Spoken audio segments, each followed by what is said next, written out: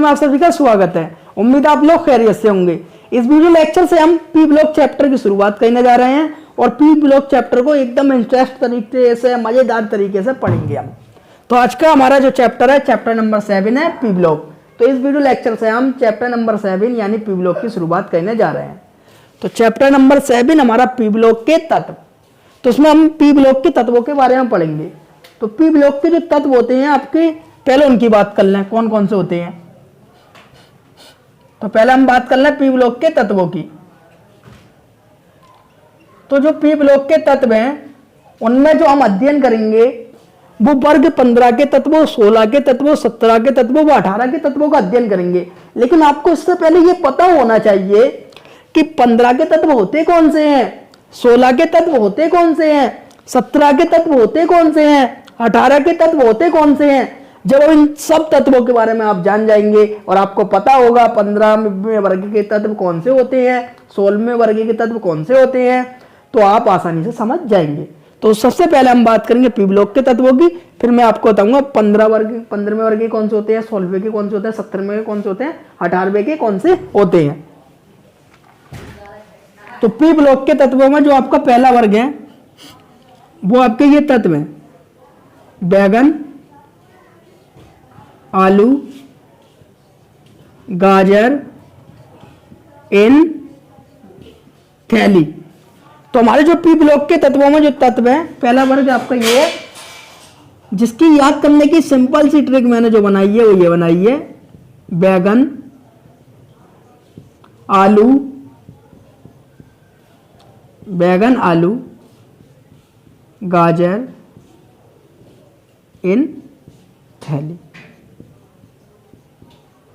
तो P block के वर्ग के जितने भी तत्व हैं पहले उन सबको लिखते हैं और उनको याद करने की ट्रिक बताती हैं। फिर उसमें ये बताएंगे 15वें वर्ग के कौन से, 16वें वर्ग के कौन से, 17वें वर्ग के कौन से, 18वें वर्ग के हमारे तत्व कौन से हैं।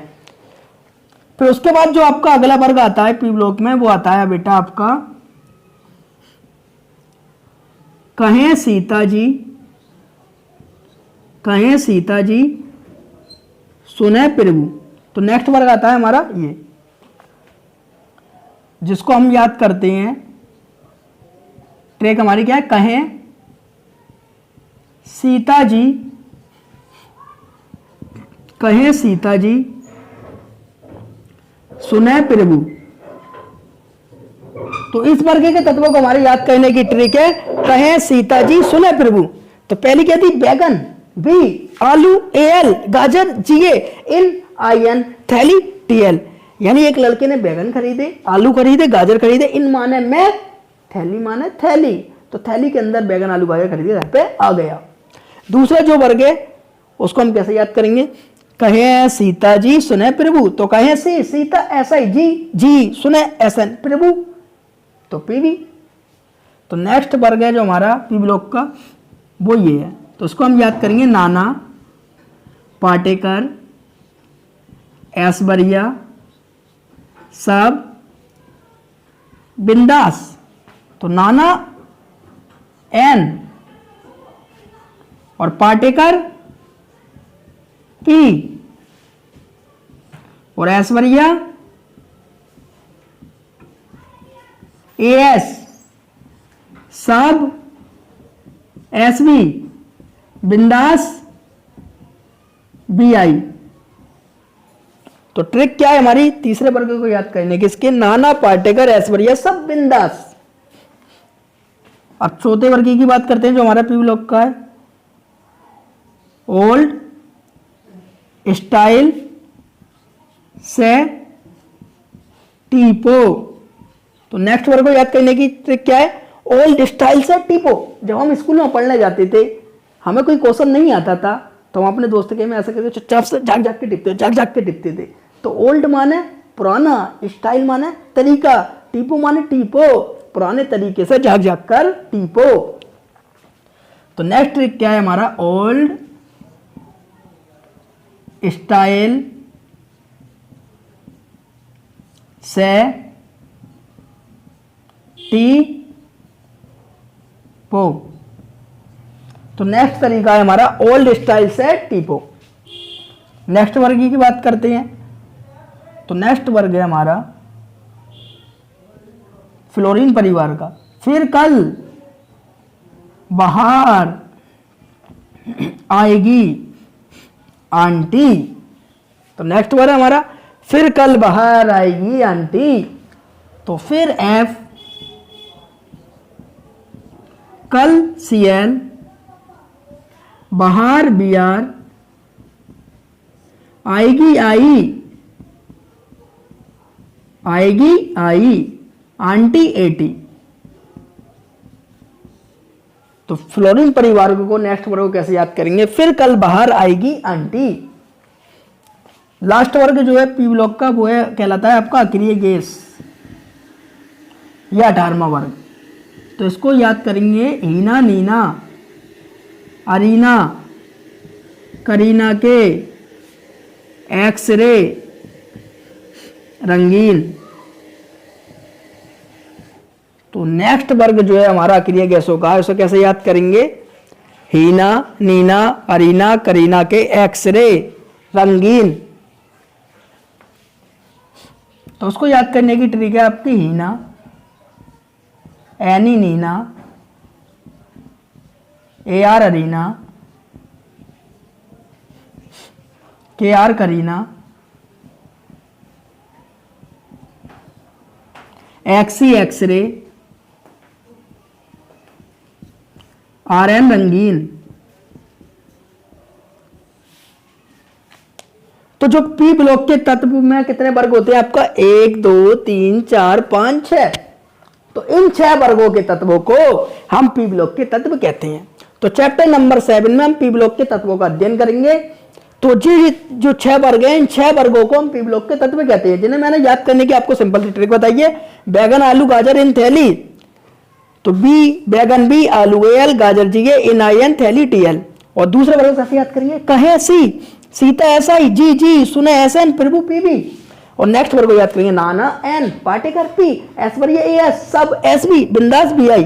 और उससे अगले वर्ग को कैसे याद करेंगे? ओल्ड O, स्टाइल S, से SE, TT, पो PO। उससे अगले वर्ग को फिर F, कल CL, बाहर BR, आएगी आई, आंटी AT। और उससे नेक्स्ट वर्ग को याद करेंगे Heena HE, Neena NE, Arina AR, Kareena KR, x-ray XC, रंगीन RN। लेकिन जो पी ब्लॉक के तत्व हैं उनमें हम अध्ययन किसका करेंगे? 15वें वर्ग का, 16वें वर्ग का, 17वें वर्ग का और 18वें वर्ग का अध्ययन करेंगे। तो ये कौन कौन से वर्ग कहलाते हैं 15वें वर्ग के तत्व, इसको डिस्कस करते हैं। तो ये वाला जो आपका बोरोन परिवार है, इसको हम 13वें वर्ग के तत्व कहते हैं। कौन से वर्ग के? 13वें वर्ग। तो ये आपके 13वें वर्ग के तत्व कहलाते हैं। और जो ये आपका कार्बन है,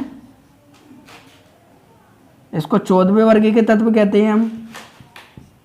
और जो नाइट्रोजन परिवार है, इसको हम 15वें वर्ग के तत्व कहते हैं।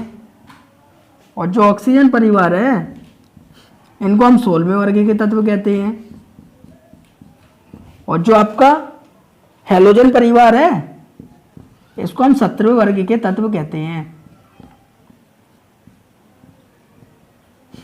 और इनको हम कहते हैं 18वें वर्ग के तत्व।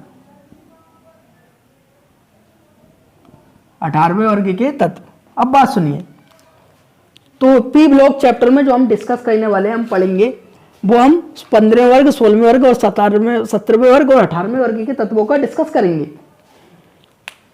13वें और 14वां जो वर्ग है हमारे, ये दोनों वर्ग 13वां और 14वां, इन दोनों वर्गों के बारे में हम क्लास 11th में पढ़ चुके हैं। बोरोन परिवार जो 13वें वर्ग के तत्व होते हैं, इनको हम बोरोन परिवार के तत्व भी कहते हैं। क्या कहते हैं? बोरोन परिवार भी बोलते हैं। बोरोन परिवार। तो परिवार कब बनता है? जब अम्मी, पापा, बच्चे सब एक साथ मिल जाते हैं और एक साथ घर में रहते हैं, उसे हम परिवार बोलते हैं।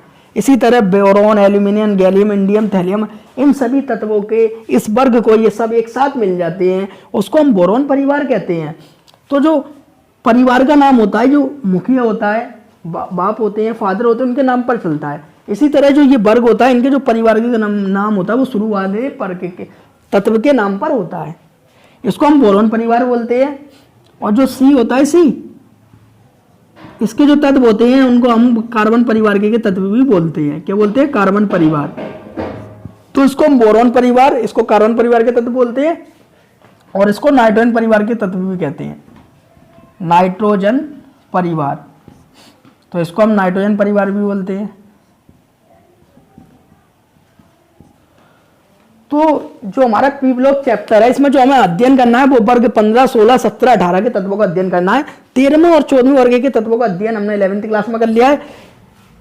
जो इस चैप्टर 7 है पी ब्लॉक है, इसमें जो हम अध्ययन करेंगे वो हम 15वें वर्ग के तत्वों के बारे में पढ़ेंगे, 16वें वर्ग के तत्वों के बारे में पढ़ेंगे, 17वें वर्ग के तत्वों के बारे में पढ़ेंगे और 18वें वर्ग के तत्वों के बारे में पढ़ेंगे। इन दोनों वर्गों के तत्वों के बारे में हम नहीं पढ़ेंगे क्योंकि इनके बारे में हमने 11th में पढ़ लिया है। हम इन चारों वर्गों के तत्वों के बारे में डीपली अध्ययन करेंगे। नाइट्रोजन परिवार को अलग से पढ़ेंगे, ऑक्सीजन परिवार को अलग से जानेंगे, फ्लोरीन परिवार को अलग से जानेंगे और जक्रिय गैस है इनको अलग से जानेंगे। तो आपको पता चलेगा 15वें वर्ग के तत्व कौन से कहलाते हैं आपके, नाना पार्टिकल ऐश्वर्य सब बिंदास वाले। 16वें वर्ग के तत्व कौन से कहलाते हैं, ओल्ड स्टाइल से टीपो वाले।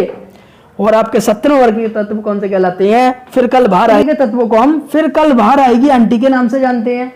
और 18वें वर्ग के तत्वों को हम हीना, नीना, अरीना, करीना के एक्सरे रंगीन के नाम से जानते हैं। तो जो पी ब्लॉक के तत्व हैं इसमें हम जो अध्ययन करेंगे वो हम वर्ग 15, 16, 17 और 18 के तत्वों का अध्ययन करेंगे और 13 और 14 का अध्ययन नहीं करेंगे क्योंकि इसका हम 11th में कर चुके हैं। तो नाइट्रोजन पर ये 15वां वर्ग, 16वां वर्ग, 17वां वर्ग, 18वां वर्ग, इन सभी वर्गों के बारे में एकदम डीपली अध्ययन करेंगे। इस वर्ग के बारे में अकेले बात करेंगे, 16वें वर्ग को अकेले समझेंगे, 17वें वर्ग को अकेले समझेंगे और 18वें वर्ग को अकेले समझेंगे। यानी जो ये वर्ग है, 15वां वर्ग है, इन सभी तत्वों के बारे में डीपली एक एक वर्ग के बारे में अध्ययन करेंगे। तो हम बताते चलेंगे जो 15वां वर्ग होता है बच्चों, इसको हम नाइट्रोजन परिवार के नाम से जानते हैं। जिससे आपसे कोई पूछ ले तो आप बता दें। और जो आपका 16वां वर्ग होता है इसको हम ऑक्सीजन परिवार के नाम से जानते हैं, ऑक्सीजन परिवार। तो जो आपका 16वां वर्ग होता है इसको हम जानते हैं ऑक्सीजन परिवार के नाम से। तो 15वें वर्ग को हम जानते हैं नाइट्रोजन परिवार के नाम से और 16वें वर्ग को हम ऑक्सीजन परिवार के नाम से जानते हैं। इसी तरह जो हमारा 17वां वर्ग होता है, तो इसी तरह जो हमारा 17वां वर्ग होता है उसको हम हैलोजन परिवार के नाम से जानते हैं, हैलोजन परिवार। तो 15वां वर्ग को नाइट्रोजन परिवार, 16वें वर्ग को ऑक्सीजन परिवार और 17वें वर्ग को हैलोजन परिवार के नाम से जानते हैं। और जो 18वां वर्ग होता है इसको हम जानते हैं अक्रिय गैसों के नाम से, अक्रिय गैस, या इसको शून्य वर्ग भी बोलते हैं, शून्य वर्ग की गैसें, शून्य वर्ग की गैसें। तो जो हमारा 18वां वर्ग होता है इसको अक्रिय गैस भी बोलते हैं, शून्य वर्ग की गैसें भी बोलते हैं। तो इन चारों वर्गों को वर्ग के नाम के अलावा अलग अलग नामों से भी जाना जाता है। तो 15वें वर्ग को नाइट्रोजन परिवार के तत्व कहते हैं और 16वें वर्ग को ऑक्सीजन परिवार के तत्व कहते हैं और 17वें वर्ग को हैलोजन परिवार के तत्व कहते हैं और 18वें वर्ग को अक्रिय गैसें या शून्य वर्ग की गैसें भी कहते हैं। तो इन सभी वर्गों की को आपको ट्रिक मैंने बता दी याद करने की, इसको याद रखना। अब चैप्टर 7 है पी ब्लॉक में हम वर्ग 15, 16 और 17, 18 के तत्वों के बारे में अध्ययन करेंगे। अब आप जान गए होंगे 15वां वर्ग ये है, 16वां ये है, 17वां ये और 18वां वर्ग ये है। और ट्रिक भी आपको याद है वर्ग याद करने की। इंट्रोडक्शन, तो पहले हम पी ब्लॉक के इंट्रोडक्शन पढ़ेंगे, परीक्षा पढ़ेंगे और पी ब्लॉक के सभी तत्वों की फिजिकल प्रॉपर्टीज पढ़ेंगे। फिर उसके बाद सभी वर्गों का डीपली अध्ययन करेंगे, इस वर्ग का अकेले, इस वर्ग का अकेले, इस वर्ग का अकेले और इस वर्ग का अकेले। तो इंट्रोडक्शन, परिचय, वह तत्व जिनमें अंतिम इलेक्ट्रॉन पी उपकोष में प्रवेश करता है। तो जिन तत्वों का जो अंतिम इलेक्ट्रॉन होता है पी उपकोष में प्रवेश करता है उन्हें हम पी ब्लॉक के तत्व कहते हैं। तो पी उपकोष, जब आप अपवाहु नियम पढ़ा होगा अपने 11th में तो आपको पता होगा जो हमारे इलेक्ट्रॉन होते हैं 4 उपकोषों में प्रवेश करते हैं। एक होता है आपका S, एक होता है P, एक होता है आपका D और एक होता है आपका F। तो जो S उपकोष होता है इसमें 2 इलेक्ट्रॉन प्रवेश करते हैं और P उपकोष में आपके 6 और D में आपके 10 होते हैं और F में जो होते हैं आपके 14 इलेक्ट्रॉन होते हैं। तो S उपकोष में जो अधिकतम इलेक्ट्रॉन प्रवेश करते हैं वो 2 होते हैं। तो ये क्या है हमारे उपकोष हमारे क्या है 4, SPDF। तो जिन तत्वों का अंतिम इलेक्ट्रॉन s में जाता है वो s ब्लॉक के तत्व कहलाते हैं, और जिन तत्वों का अंतिम इलेक्ट्रॉन p के अंदर जाता है p ब्लॉक के तत्व कहलाते हैं, और जिन तत्वों का अंतिम इलेक्ट्रॉन d में जाता है वो d ब्लॉक के तत्व कहलाते हैं, और जिन तत्वों का अंतिम इलेक्ट्रॉन f में जाता है वो f ब्लॉक के तत्व कहलाते हैं। तो आपके जो तत्व है उन्हें 4 भागों में बांटा गया है, s block, p block, d block, f block. तो जिन तत्वों का, और ये आपके क्या उपकोष, तो जिन तत्वों का अंतिम इलेक्ट्रॉन s उपकोष में जाता है उसे s ब्लॉक के तत्व कहते हैं, और जिन तत्वों का अंतिम इलेक्ट्रॉन p उपकोष में जाता है उन्हें p ब्लॉक के तत्व कहते हैं। तो जो s उपकोष होता है इसमें अधिकतम 2 इलेक्ट्रॉन भरे जाते हैं, p उपकोष में 6, d उपकोष में 10, f उपकोष में 14। अभी हम अफबाउ नियम की ही बात करेंगे जिससे इलेक्ट्रॉन विन्यास करना भी आपको अभी सिखाएंगे। तो वह तत्व जिनके अंतिम इलेक्ट्रॉन p उपकोष में प्रवेश करते हैं p ब्लॉक के तत्व कहलाते हैं। इस ब्लॉक के तत्वों में वर्ग 13, 14, 15, 16, 17, 18 या शून्य के तत्व आते हैं। तो जो आपका 18वां वर्ग होता है उसको हम शून्य तत्व भी बोलते हैं। तो देखिए जो आपका p ब्लॉक होता है इसमें कौन कौन से वर्ग के तत्व आते हैं, 13वां वर्ग जो मैंने अभी आपको बताया, 14वां वर्ग जो ये लिखा हुआ है आपका, 15वां वर्ग ये लिखा हुआ है, 16वां वर्ग ये लिखा हुआ है, 17वां वर्ग ये लिखा हुआ है, और 18वां वर्ग आपका ये लिखा हुआ है। और 18वें वर्ग को हम शून्य वर्ग भी कहते हैं। तो 18वां या शून्य वर्ग के तत्व आते हैं। नेक्स्ट क्या लिखी हुई है आपकी, जिनके बाह्यतम कोष में p उपकोष में क्रमशः 1 से 6 तक इलेक्ट्रॉन भरे जाते हैं। तो अगर आज जिन बच्चों ने 11th पढ़ रखा होगा उन्हें समझ में आ रही होगा कैसे भरे जाते हैं, और जिन बच्चों ने नहीं पढ़ रखा होगा उनकी ये बात समझ में नहीं आ रही होगी। लेकिन हमारे होते हुए अगर आपके समझ में नहीं आए तो फिर हमारे पढ़ाने से क्या फायदा। तो इसलिए आप इसका स्क्रीनशॉट लें, इसको हम रेस करते हैं और दोबारा अफबाउ नियम दोहराते हैं जिससे ये बात आपके समझ में आ जाए।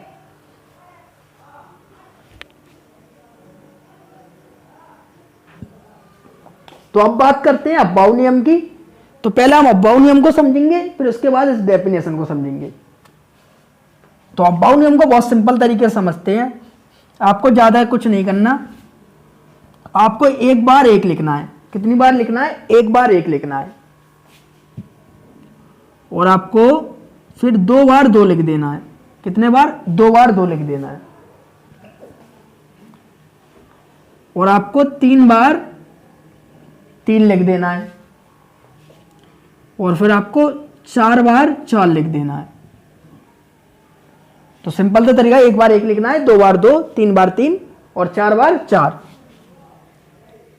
इसी तरह 5 को भी आपको 4 बार लिख देना है, 5 को भी 4 बार लिख देना है, और 6 को लिखना है 3 बार, और जो 7 है उसे लिखना है आपको 2 बार, इस तरीके से। तो 1 को 1 बार, 2 को 2 बार, 3 को 3 बार, 4 को 4 बार और 5 को भी 4 बार, फिर उल्टा चल जाएगा, 6 को 3 और 7 को 2 बार। फिर करना ये, जो SPDF है आपके उपकोष हैं, SPDF, इनको क्रमशः सबके साथ जोड़ते चले जाना है। जैसे 1 है, 1 के साथ क्या आएगा, S। अब 2 है तो क्रमशः लगाओ, तो पहले S लगाओ 2 के साथ, फिर P, जहां तक नंबर लिखे हो आपके, तो 2 के साथ S आ जाएगा, फिर उसके बाद क्या आएगा, P। आगे कोई नंबर ही नहीं है। इसी तरह 3 के साथ लगाओ, तो पहले ऐसा आएगा, पहले 3 के साथ, फिर दूसरे 3 के साथ P आएगा, तीसरे 3 के साथ D आएगा, फिर कोई नंबर नहीं है, खत्म। तो यहाँ पर आपका S आ जाएगा, यहाँ पर आपका P आ जाएगा, यहाँ पर क्या आ जाएगा, D। इसी तरह 4 बार लिखा है तो 4 हो जाएंगे SPDF। तो आपका S भी आ जाएगा, PP आ जाएगा, और D भी आ जाएगा, और आपका F भी आ जाएगा। यहाँ भी 4 है तो यहाँ भी आपका S आ जाएगा, P भी आ जाएगा, आपका D भी आ जाएगा, और आपका F आ जाएगा। इसी तरह नीचे 3 है तो S आ जाएगा, P आ जाएगा, और D आ जाएगा, और नीचे भी क्या है आपका 7 के साथ S आ जाएगा, P आ जाएगा। फिर आपको क्या करना है, तिरछी लाइनें ले जाए, ऐसा करके तीर एरो करके तिरछी लाइनें, फिर आपको ऐसा करके तिरछी लाइनें लाना है, फिर आपको ऐसा करके तिरछी लाइनें लाना है, फिर आपको ऐसा करके तिरछी लाइनें लाना है, फिर आपको ऐसे करके तिरछी लाइनें लाना है, फिर आपको ऐसे करके ये तिरछी लाइनें लाना है, जैसे मैं ला रहा हूँ। तो फिर आपको ऐसा करके तिरछी लाइनें लाना है, ये तिरछी लाइनें हम लिया है। तो ये हो गया आपका अफवाह का नियम, सिंपल तरीके से। ये क्या होता है, अफवाह का नियम, अफवाह का नियम। तो इसको बोलते हैं हम अफवाह का नियम। अब हम समझते हैं, तो हम एक नाइट्रोजन ले लेते हैं। ये क्या हमारा नाइट्रोजन तत्व है, ये नाइट्रोजन तत्व है। इसका जो परमाणु क्रमांक होता है, परमाणु क्रमांक, तो नाइट्रोजन का जो परमाणु क्रमांक होता है वो होता है 7। तो हमारा जो नाइट्रोजन तत्व है N क्या है, नाइट्रोजन। तो हमारा जो नाइट्रोजन तत्व है इसका जो परमाणु क्रमांक होता है वो क्या होता है, 7 होता है। तो 7 का मतलब ये है इसके पास 7 इलेक्ट्रॉन है, 7 प्रोटॉन है। तो हम नाइट्रोजन तत्व का इलेक्ट्रॉनिक विन्यास करते हैं बाउ नियम अनुसार। तो एस में कितने इलेक्ट्रॉन आते हैं, अधिकतम 2, पी में कितने आते हैं 6, डी में कितने आते हैं 10, एम में कितने आते हैं 14। तो एस यहाँ लिखा है, तो एस आइए ऐसे जैसे ये आ रहा है एरो चलते हुए, तो पहले किधर से गुजरा 1s से, तो एस पहले 1s लिख दें, तो 1s2, फिर उसके बाद देखा फिर उस पर किस पे गुजरा 2s पे, तो 2s2 क्योंकि एस में अधिकतम इलेक्ट्रॉन आपके 2 आते हैं, मैंने आपको बता दिया है। फिर उसके बाद किस पे है 2p, तो p में जो हमारे इलेक्ट्रॉन है 6 आते हैं, 6, लेकिन हमारे पास 6 आते हैं, हम इसमें 6 भर सकते हैं, लेकिन हमारे पास 7 रुपए हैं, 7 रुपए हैं तो 10 रुपए की चीज थोड़ी निकालेंगे, 7 की तो खाएंगे। इसी तरह 2 यहाँ खर्चे कर दिए हमने, 2 यहाँ खर्चे कर दिए, 4 रुपए वैसे ही खर्चे कर दिए, तो 3 रुपए बचे, 3 रुपए की तो चीज खाएंगे, तो 3 रुपए जो बचे वो पी में चले गए। तो अधिकतम पी में 6 आते हैं, कम से कम कितने भी आ सकते हैं। तो एस में पहला पड़ा, एस में 2 आए, फिर दूसरा एस पड़ा उसमें 2 आए, फिर जो तीसरे नंबर पर आया वो 2p आया, तो कुल इलेक्ट्रॉन 7 थे, ये इलेक्ट्रॉन बढ़ गए, ये हो गया क्या हो गया, इसका इलेक्ट्रॉनिक विन्यास हो गया। तो p अंतिम इलेक्ट्रॉन देगा, अंतिम इलेक्ट्रॉन किसमें गया, p में, तो इसलिए इसको p ब्लॉक का तत्व कहते हैं। p क्या है आपको, ऑफकोर्स। तो यही डेफिनेशन लिखी थी जो मैं आपको समझाना चाह रहा था। तो जिन तत्वों का अंतिम इलेक्ट्रॉन p उपकोष में प्रवेश करता है उन्हें p ब्लॉक के तत्व कहलाते हैं। इसी तरह आप चाहें तो क्लोरीन का करके देख सकते हैं। क्लोरीन का कितना है 17, p ब्लॉक का तत्व है। तो इसका देखा 1s2, तो पहले 1s बचा, फिर उसके बाद 2s, तो 2s2, फिर उसके बाद क्या पड़ा 2p, तो 2p6, फिर उसके बाद क्या करा 3s, तो 3s2, और इलेक्ट्रॉन में कितने जाए, ज़्यादा तो नहीं होगा, 4 6 10 2 12, फिर उसके बाद क्या पड़ा आपका 3s2 पे आ गए, उसके बाद फिर ऐसे आए, फिर ऐसे आए, फिर ऐसे आ गए, फिर क्या आ गया आपका 3p, तो 3p5, तो 2 4 6 10 2 12 और 5 17, तो अंतिम इलेक्ट्रॉन किसमें गया, p उपकोष में गया। तो जिन तत्वों का अंतिम इलेक्ट्रॉन p उपकोष में जाता है उन्हें हम p ब्लॉक के तत्व कहते हैं। अब पढ़ते हैं, जिनके बाह्यतम कोष के p उपकोष में क्रमशः 1 से 6 तक इलेक्ट्रॉन भरे जाते हैं। तो जो p उपकोष है उसमें अधिकतम कितने भरे जाते हैं, 1 से 6 तक इलेक्ट्रॉन भरे जाते हैं। जैसे यहाँ पर 3 आए, यहाँ कितने आ गए 5। तो जो जिन तत्वों का अंतिम इलेक्ट्रॉन किस में जाता है, p उपकोष में जाता है, p ब्लॉक के तत्व कहलाते हैं। लेकिन जो p है, p में इलेक्ट्रॉन कहाँ से भरे जा सकते हैं, 1 से 6 तक। तो जो p उपकोष में 1 से 6 तक इलेक्ट्रॉन भरे जाते हैं, यानी p में 1 इलेक्ट्रॉन गया तो भी p ब्लॉक का तत्व है, p में 2 इलेक्ट्रॉन भरे गए किसी के तो ही p ब्लॉक का तत्व है, लास्ट में p में 3 आ रहे हैं तो ही p ब्लॉक का तत्व है, p में किसी तत्व के 4 आ रहे हैं तो ही p ब्लॉक का तत्व है, किसी के p में 5 जा रहे हैं वो भी p ब्लॉक का है, किसी में p के में 6 जा रहे हैं लास्ट में वो भी p ब्लॉक का तत्व है। तो जिनके बाह्यतम कोष के p उपकोष में क्रमशः 1 से 6 तक इलेक्ट्रॉन भरे जाते हैं, तो जैसे इसके 3 भर गए, इसके 5 भर गए, तो जिसका जैसा जैसा होगा, यानी 1 से 6 के बीच में आना चाहिए, एक आना आया या 6 या इसके बीच में इलेक्ट्रॉन आया p में, तो वो p ब्लॉक का तत्व कहलाएगा। जैसे नाइट्रोजन के p उपकोष में कितने गए, 3 गए p ब्लॉक का, इसमें 5 चले गए और किसी में 6 हो जाता, वही p ब्लॉक का तत्व कहलाता। तो जिनके बाह्यतम कोष के p उपकोष में क्रमशः 1 से 6 तक इलेक्ट्रॉन भरे जाते हैं, इन तत्वों के बाह्यतम कोष का सामान्य इलेक्ट्रॉनिक विन्यास NS2 से NP बन से 6 तक होता है। तो देखो NS2, N क्या है, कच्चा की संख्या, तो यहाँ पर देखिए N कितना है 3, और यहाँ पर भी क्या है N 3, तो 3s2, और लास्ट में क्या है 3p5 इसका क्लोरीन का। तो ये कह रहा है यानी पीछे तो S में 2 होंगे ही होंगे, यानी p ब्लॉक का जो तत्व होगा उसके पीछे वाली कक्षा में S में तो 2 भरे ही जाएंगे 100%। जैसे इसमें देखिए S में 2 इलेक्ट्रॉन गए थे, तो पीछे वाली कक्षा में S में 2 इलेक्ट्रॉन होंगे ही होंगे, जैसे इसमें है। और उसके आगे जो इलेक्ट्रॉन होंगे 1 से 5 तक कितने भी हो सकते हैं। यहाँ पर कितना NP 1 से 6, यानी p में 1 इलेक्ट्रॉन आ जाए, S में तो पीछे 2 होना चाहिए, लेकिन उसके बाद p में 1 भर जाए तो भी p ब्लॉक का, p में 2 भर जाए तो भी p ब्लॉक का, p में 3 भर जाए तो भी p ब्लॉक का, p में 4 भर जाए तो भी p ब्लॉक का, p में 5 भर जाए तो भी p ब्लॉक का, p में 6 भर जाए तो भी p ब्लॉक का। यानी 1 से 6 तक इलेक्ट्रॉन अगर p उपकोष में प्रवेश कर रहे हैं वो p ब्लॉक का तत्व कहलाता है। तो ये लिखा हुआ है आपके इन तत्वों के बाह्यतम कोष। बाह्य कोष में तो कहते हैं लास्ट सेल, लास्ट कच्चा कोष। जैसे ये लास्ट में इलेक्ट्रॉन भरे गए हैं, ये लास्ट में इलेक्ट्रॉन भरे गए हैं, तो लास्ट में आपको इलेक्ट्रॉन यानी एस में 2 इलेक्ट्रॉन देखने को मिल जाए और पी में 1 से 6 तक देखने को मिल जाए, वो क्या होगा आपका पी ब्लॉक के तत्व होंगे। तो इन तत्वों के बाह्य कोष का सामान्य इलेक्ट्रॉनिक विन्यास NS2 NP1 से 6 तक होता है। तो हमने इसमें पी ब्लॉक चैप्टर का इंट्रोडक्शन पढ़ा। नेक्स्ट वीडियो लेक्चर में जो हम बात करेंगे, जो पी ब्लॉक है इसकी फिजिकल प्रॉपर्टीज यानी भौतिक गुण की बात करेंगे। तो इसकी फिजिकल प्रॉपर्टी यानी भौतिक गुण की बात करके फिर बारी बारी 15वें, 16वें, 17वें, 18वें वर्ग का अध्ययन करेंगे। वीडियो खत्म करने से पहले एक एग्जाम्पल और आपके लिए दे देता हूं मैं। जैसे हम कार्बन का कर लें, कार्बन, तो कार्बन का आपका परमाणु क्रमांक कितना होता है? 6। ये भी पी ब्लॉक का है, तो 1s2 पहला 1s, तो इस तरीके से क्रम से जाना है, ये याद रखना है। फिर उसके बाद 2s है, तो s में भी आपको 2, जो नंबर लिखा है उसको वैसी वैसी लिखना है, बस ये याद रखना है। s में 2 इलेक्ट्रॉन अधिकतम आते हैं, p में 6, d में 10, f में 14, अधिकतम 2, कम कितने भी आ जाए, अधिकतम 6, पीछे 5 4 3 2 1 कुछ भी आ जाए। तो 1s2 2s2, फिर उसके बाद 2p पे आ गए, तो 2p2 6 इलेक्ट्रॉन हो गए, कितने 2 4 6, तो इसमें p में कितने आ रहे हैं? 2 आ रहे हैं। तो यही लिखा है 1 से 6 तक, यानी 1 2 3 4 लास्ट वाली कच्चा में पी में 1 आया है, 2 आया है, 3 आया है, 4 आया है, 5 आया है, 6 आया है, कितने भी आ जाए वो पी ब्लॉक का तत्व कहला जाएगा। लेकिन उससे पहले कच्चा में एस में 2 इलेक्ट्रॉन होना अनिवार्य है, जैसे यहाँ पर रूल लिखा हुआ है, उसे हम पी ब्लॉक के तत्व कहते हैं। इसका आप स्क्रीनशॉट ले लें।